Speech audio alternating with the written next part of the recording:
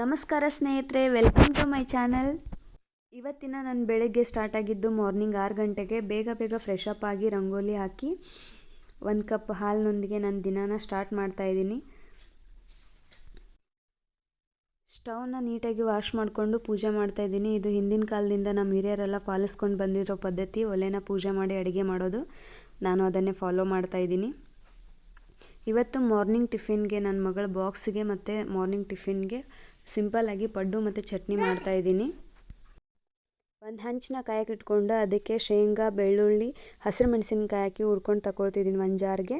ಅದಕ್ಕೇ ಸ್ವಲ್ಪ ಪುಟಾಣಿ, ಉಪ್ಪು ಮತ್ತು ಹಸಿ ಶುಂಠಿ, ಕೊತ್ತಂಬರಿ ಸೊಪ್ಪು, ಸ್ವಲ್ಪ ಧನಿಯಾ ಕಾಳನ್ನು ಹಾಕಿ ರುಬ್ಕೊಳ್ತಿದ್ದೀನಿ. ಸಿಂಪಲ್ಲಾಗಿ ಶೇಂಗಾ ಚಟ್ನಿ ರೆಡಿ ಆಯಿತು. ಹಾಗೆ ಒಂದು ಸೈಡ್ ಪಡ್ಡು ಮಾಡ್ಕೊಳ್ಳೋಕೆ ಇಟ್ಕೊಳ್ತಾ ಇದ್ದೀನಿ. ಮಗಳು ಸ್ಕೂಲ್ಗೆ ಲೇಟ್ ಆಗ್ತಾ ಇದೆ, ಅದಕ್ಕೆ ನಮ್ಮ ಯಜಮಾನ್ರು ಬಂದು ನಂಗೆ ಪಡ್ಡು ಮಾಡೋದಕ್ಕೆ ಹೆಲ್ಪ್ ಮಾಡ್ತಾ ಇದ್ದಾರೆ. ನಾನು ಮಗಳಿಗೆ ರೆಡಿ ಮಾಡೋದಕ್ಕೆ ಹೋಗ್ತಾ ಇದ್ದೀನಿ. ಮಾರ್ನಿಂಗ್ ಟಿಫಿನ್ಗೆ ಎಷ್ಟು ಬೇಕು ಅಷ್ಟು ಹಿಟ್ಟನ್ನ ತೆಗೆದುಕೊಳ್ತಾ ಇದ್ದೀನಿ. ಉಳಿದಿದ್ದನ್ನು ಹಾಗೆ ಎತ್ತಿಟ್ಕೊಳ್ತಿದ್ದೀನಿ. ನನಗೆ ಪಡ್ಡು ಅಂದರೆ ತುಂಬಾ ಇಷ್ಟ. ಹಸಿವಾದ ತಕ್ಷಣ ನಾನು ಬೇಗ ಪಡ್ಡುನೇ ಮಾಡ್ಕೊಂಡು ತಿನ್ನೋದು. ಆಮೇಲೆ ಈವ್ನಿಂಗ್ ಕೂಡ ಇನ್ನೊಂದು ಸರ್ತಿ ಪಡ್ಡು ತಿನ್ನಬೇಕಂತ ಅನ್ನಿಸ್ತಾ ಇರುತ್ತೆ. ಅವಳಿಗೆ ಸ್ಕೂಲಿಗೆ ರೆಡಿ ಮಾಡಿಸಿ ಕಳಿಸೋದು, ನಂತರ ಹೋಮ್ವರ್ಕ್ ಮಾಡಿಸೋದು ಒಂಥರ ಯುದ್ಧ ಮಾಡಿ ಗೆದ್ದಂಗೆ ಆಗುತ್ತೆ. ಬೇಗ ಅವಳಿಗೆ ಸ್ಕೂಲಿಗೆ ಕಳಿಸ್ಬಿಟ್ರೆ ತುಂಬಾ ಹಠ ಮಾಡ್ತಿರ್ತಾಳೆ, ಬೇಗ ರೆಡಿ ಆಗಲ್ಲ. ಆಮೇಲೆ ಹೋಮ್ವರ್ಕ್ ಮಾಡುವಾಗೂ ಅಷ್ಟೇ ತುಂಬಾ ಸತಾಯಿಸ್ತಾಳೆ.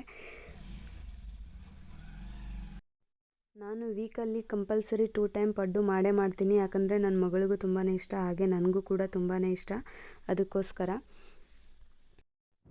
ನಾನು ಪಡ್ಡು ಬೆಳಿಗ್ಗೆ, ಮಧ್ಯಾಹ್ನ, ರಾತ್ರಿ 3 ಹೊತ್ತು ತಿಂತಾರೇ ಇರ್ತೀನಿ ಪಡ್ಡು ಮಾಡಿದ ದಿನ. ಯಾಕಂದರೆ ಅಷ್ಟೊಂದು ಇಷ್ಟ ನನಗೆ ಪಡ್ಡು. ನೋಡಿ, ಯಜಮಾನ್ರು ಪಡ್ಡು ರೆಡಿ ಮಾಡಿದರು. ಹಾಗೆ ಚಟ್ನಿನೂ ರೆಡಿ ಆಯಿತು. ಹಾಗೆ ಮಗಳು ಕೂಡ ಸ್ಕೂಲ್ಗೆ ರೆಡಿ ಆದ್ಲು. ಅವಳಿಗೆ ಟಿಫಿನ್ ಮಾಡಿಸಿ ಸ್ಕೂಲ್ಗೆ ಕಳಿಸಿದೆ. ಹಾಲಲ್ಲಿ ಥಿಂಗ್ಸ್ ಎಲ್ಲ ಹಾಗೆ ಬಿದ್ದಿತ್ತು, ಎಲ್ಲ ತೆಗೆದಿಟ್ಕೊಳ್ತಿದ್ದೀನಿ. ಬೆಳಗ್ಗೆನೇ ನಾನು ಕ್ಲೀನಿಂಗ್ ಕೆಲಸ ಎಲ್ಲ ಮಾಡಲ್ಲ. ಮಗಳನ್ನ ಸ್ಕೂಲ್ಗೆ ರೆಡಿ ಮಾಡಿಸಿ ಕಳಿಸಿ ಆದಮೇಲೆ ಎಲ್ಲ ಕೆಲಸ ಮಾಡ್ಕೊಳ್ಳೋದು. ಬೇಗ ಫ್ರೆಶ್ ಅಪ್ ಆಗಿ ಎಲ್ಲ ಕ್ಲೀನಿಂಗ್ ಕೆಲಸನ ಮುಗಿಸ್ಕೊಂಡು, ಇವತ್ತು ನನ್ನ ಫ್ರೆಂಡು ಸೀಮಂತ ಕಾರಣ ಇತ್ತು, ಅಲ್ಲಿಗೆ ಹೋಗಬೇಕಿತ್ತು. ರೆಡಿಯಾಗಿ ಅವಳು ಸೀಮಂತ ಕಾರಣಕ್ಕೆ ಹೋಗಿ ಬಂದೆ.